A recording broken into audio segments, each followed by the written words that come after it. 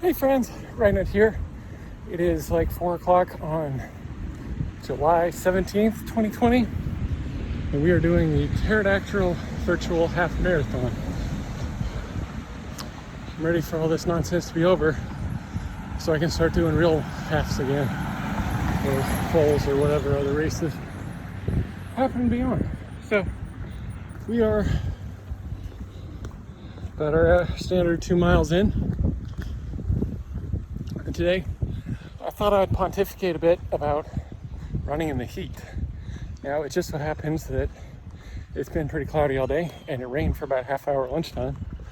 So it's only in like the mid 80s versus mid 90s or 100 as it's been the past few weeks.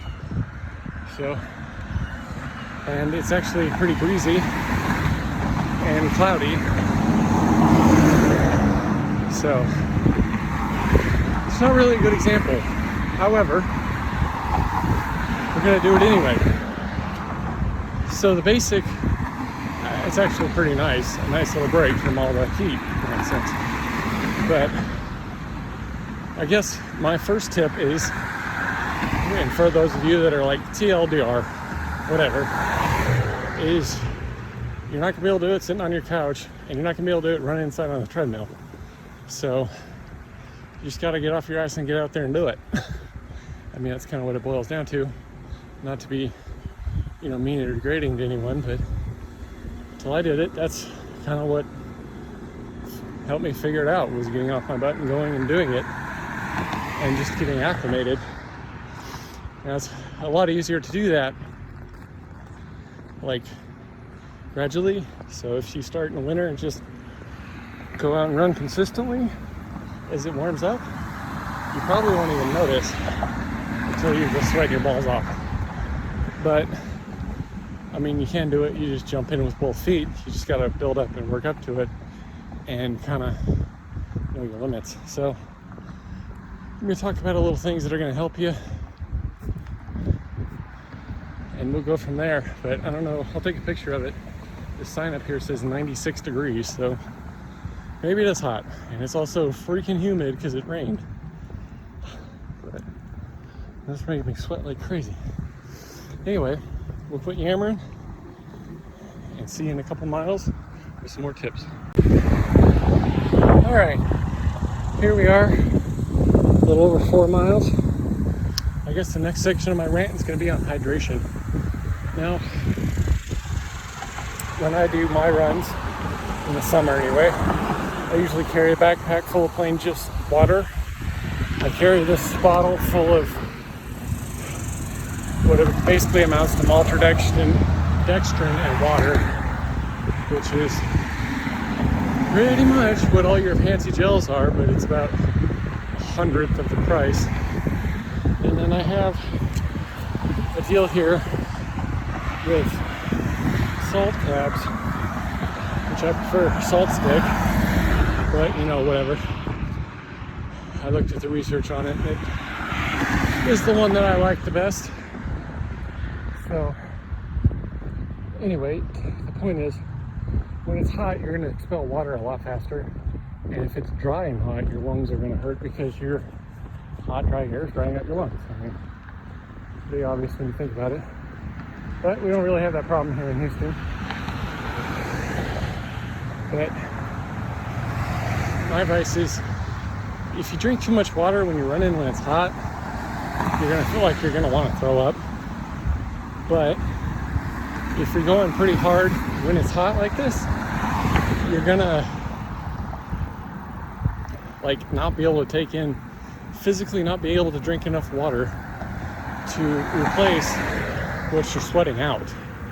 So basically you got to learn that point between not throwing up and throwing up, and learn how to keep yourself kind of right there.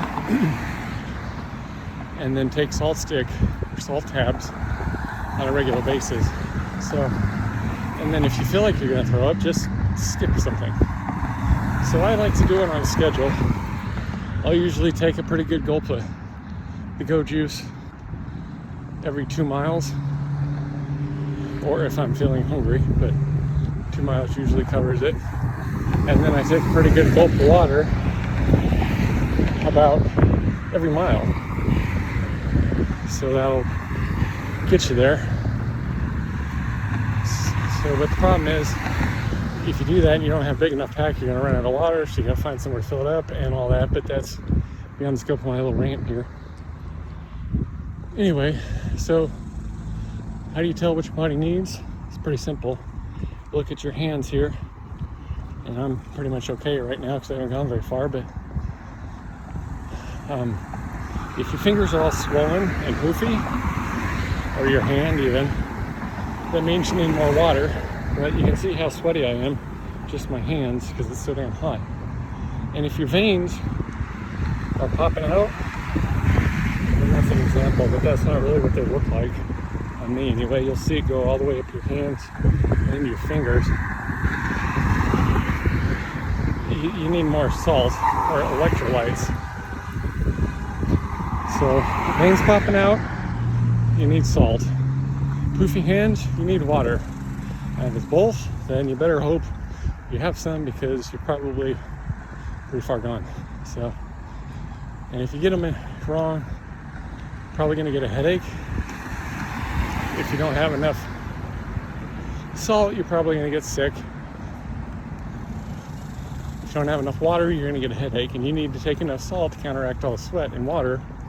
You just got to learn what works for you, and you do that by practice. So,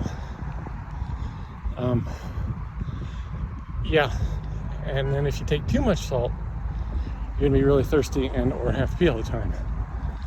So your body doesn't need a lot. It kind of goes up pretty good. Like I'll drink one of these packs in a half marathon when it's this hot and run out of water about a mile 10 or 11. But if I were to go a full marathon, I'd probably need 3 or 4. And then your salt stick will go up kind of like that ratio too. It's just, your body's got enough water to kind of fake it for about 2 or 3 hours, and then after that you kind of have to start replacing it. So anyway, I've rambled on for about 5 minutes now, so I'm going to shut up because there's probably no one else watching. See you in a couple miles. Alright, here we are. Just turned around back there. A little over 6.5 miles. Man, it's getting warm. I had the wind in my face the whole time coming out here. Now I guess it's at my back. And as I move, it's like the air is stagnant. Kind of sucks. But weird, this looks like a golf course in the middle of this community here. Can't believe they don't break windows and stuff. Anyway, my next little rant. We're running in the heat. Yeah, I forgot to say before, if your hands are stiff when you make a fist, that means you're dehydrated as well. We're on your way there. So this one is take care of your butt. And I mean that in two reasons. First, make sure you go to the bathroom, because you suck all that water out and jostle yourself around, you're gonna have a bad time, and it's usually a very inconvenient point in your run. For me, it's about 4 miles. It's like, hey there, man, I gotta go. You're like, oh, look, I'm in the middle of this neighborhood and there's nothing around here. And you're like, too bad, so sad. Here it comes. Just asked Lunchbox about her experience recently. So, I guess the part 2 of that little number. Oh yeah, and if you're like this dude right here, see, he's got a whole bunch of room up there, yet he chooses to park on the damn sidewalk, so you have to walk around him. That's just asshole. Anyway, part 2 is lube, because if you didn't know, when you run and you get wet, that's when things start to chafe usually. So if you're sweating and you're just saturated with water, that's usually, I mean, that's like getting wet and chafing. So, and you're just constantly getting wet and dripping wet, and it's dripping off you. So it's just gonna make it worse. And then if you're doing like intervals or something where you get sweaty, dry off, you know, cool down a little bit, get sweaty and cool off, you'll have that buildup of those salt crystals. It'll be kind of like sand right in between your crack or wherever you happen to chafe. For me, it's usually in between my cheeks. So that's awesome. Yeah, and watch the blisters, because same thing in your shoes. If your feet get wet and you don't have shoes that are ventilated, you'll get blisters really quickly. Although, I mean, you can see the white stains on them. That's salt from sweat. Anyway, these ones are old and pretty heavy, so they're giving me some hot spots. Anyway, let's quit yammering. We'll see you. I'm gonna take this is my first salt stick, a chug of go juice and some water, and get on the way. And get this done quicker because it's not staying hot. Sure is humid though.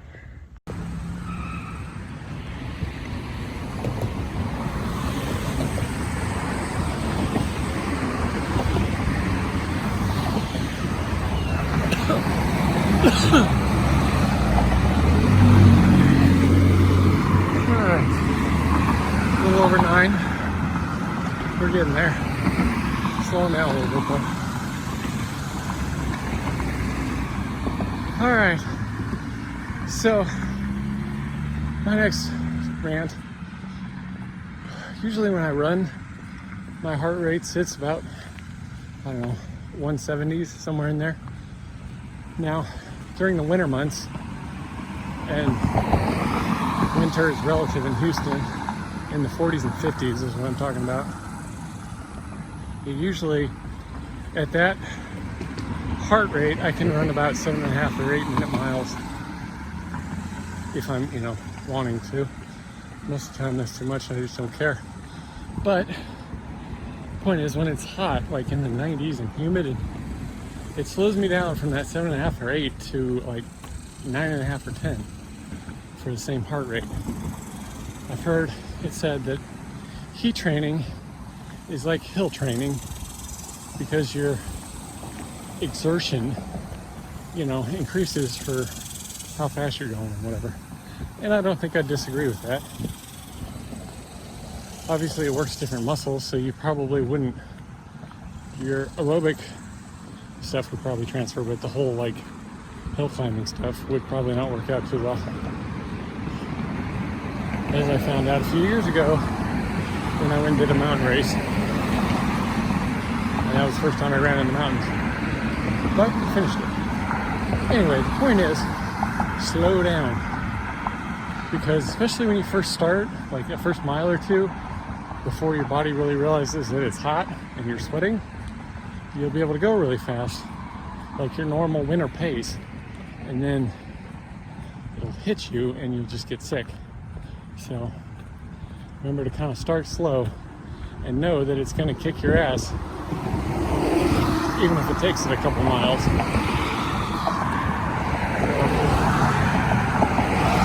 Anyway, there's that. And if you don't have a heart rate monitor, you can usually do it by feel or respiration. Like if you're gasping and you can't breathe, you're going too fast. Although I think that's par for the course with however the weather is. Anywho, got about 4 miles left. My stomach is not happy. Oof. I feel like it's bloated and there's stuff sloshing around. Not my stomach, but my bowels, if you will, if that's not gross. But we're all runners here. So, let's get there. 11.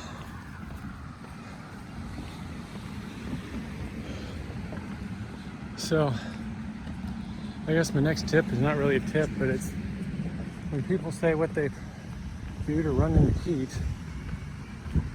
most of them will say, I get up early before the sun comes up, or wait till it's cloudy, and go running before it gets hot. Well, now that's not really running in the heat, is it? It's running when you want to, so it's not so hot outside. So, if you want to run in the heat, you need to run in the damn heat. But today, I'm kind of cheating because it's cooler, it's a little cloudy, I'm in the shade and there's a breeze. Now when the sun's beating down on you, there's no wind, and the air is just like stagnant, and there's no escape from the brutal sun. That's running in the heat. So, if you want to do it right. However, doing that sucks, so I don't blame you for not doing it, or waiting until there's breeze or shade or both, if it's at like 5 or 6 o'clock at night in the middle of summer in Houston. So, anyway, we're almost there. Looks like there's rain headed my way, so I'm gonna try and hurry up so I don't get rained on. I got about 2 miles left. Lots of farts. Getting there. And people who need tickets. So, here we go. Alright. 13.1 and 2:39.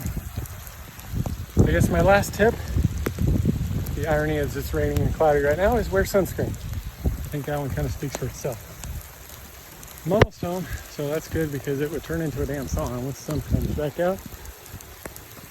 Yeah, so Lunchbox has got to get her hair fixed, so she's probably not going to do this one this time, so I think it'll just be me.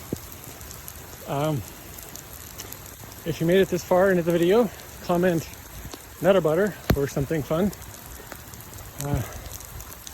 Yeah, keep it real. Let me know how your running's going, and we'll see you next time. Thanks for watching.